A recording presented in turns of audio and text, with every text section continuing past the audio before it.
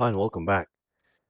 We're going to talk about inner join in this video as part of the join series for SQL data analysis and PG admin. Inner join, why and how do we use inner join is going to be the focus of this video. We spoke about left join and right join and what the logics are.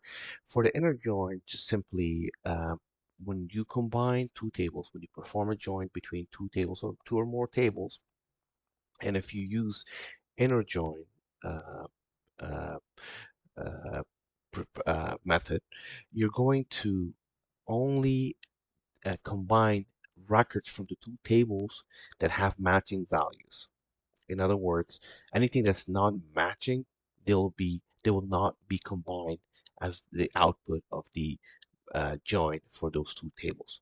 Let's look at it in this example. So we have two tables. Table one, just a reminder as a refresher.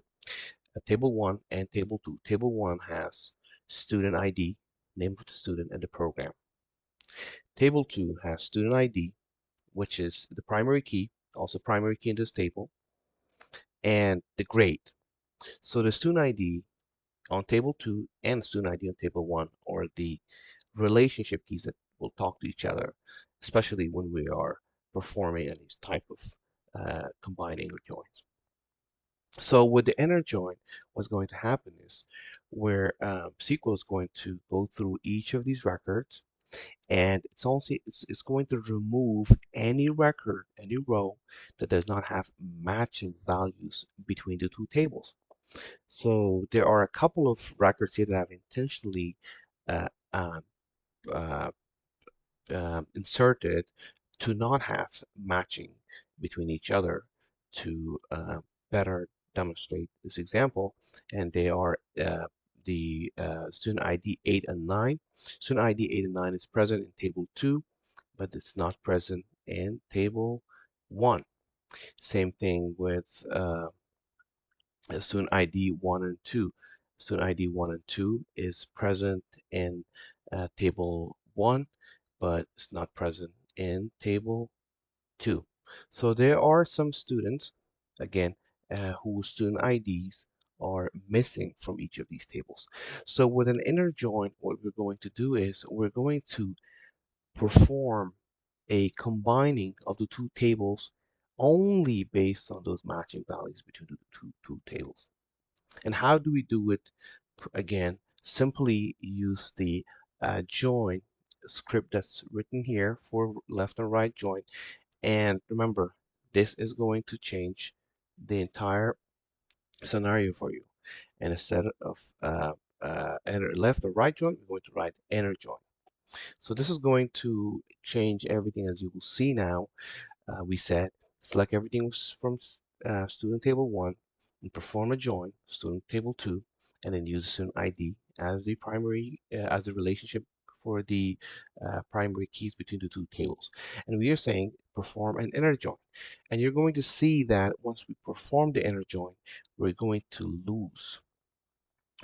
lose a lot of records that are not common between the tables. Let's go ahead and do it. And there you go. So we went from each table having 1, 2, 3, 4, 7 records to only 5 records. That means any record that's missing between any of these tables are now gone. So, uh, so 3, 4, 5, 6, 7 is present here, and then 3, 3, 4, 5, 6, 7 is present here. And then so record ID 1 and 2 is present in table 1, but it's not present in table 2. So we're going to see that as a result, we have we do not have those records here anymore. The only records that you see here are those that have actually matching values between each other, which is 3, 4. As you can see, you can compare them. 3 exists in both tables. 4 exists in both tables. 5 exists in both tables. 6 exists in both tables. 7 exists in both tables. Anything that's not in the table, like Abdul and Mike from table 1, are not here. We don't see a name there. And same thing with for 8 and 9, grades 75 and 90 are not there. Sorry, are not there. 75 and 90. So we do have a 75. Maybe it's a duplicate.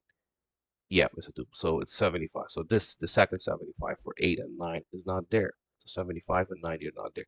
The 75 that you see there is for student ID 5. So as you can see, 75, student ID 5. But student ID 8 and 9 are not there. So overall, student ID 1, 2, and 8 and 9 are now missing or gone. Their records are not here because we perform an inner join.